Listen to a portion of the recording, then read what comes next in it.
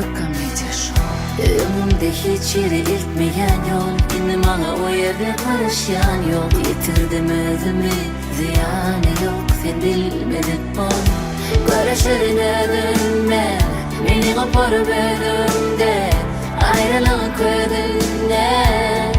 Yaksana beni belki ne özümden, hiç tat gelin ok elimden, inanç kuramok gözümden.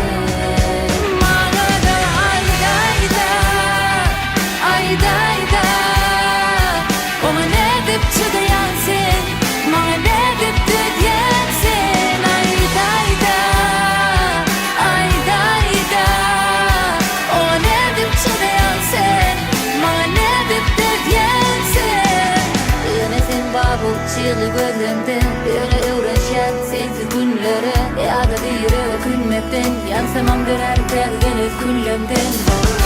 Karışırına dönme, beni koparıp önümde, ayrılık önünde.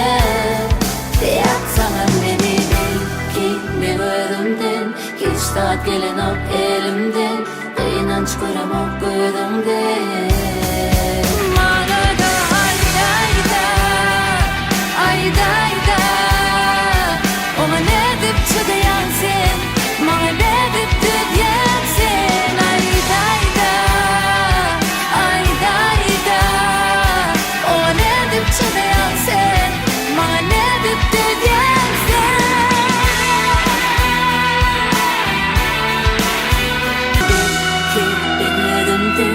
Hiç tat gelen ok elimden, inanç kuramok gözümden.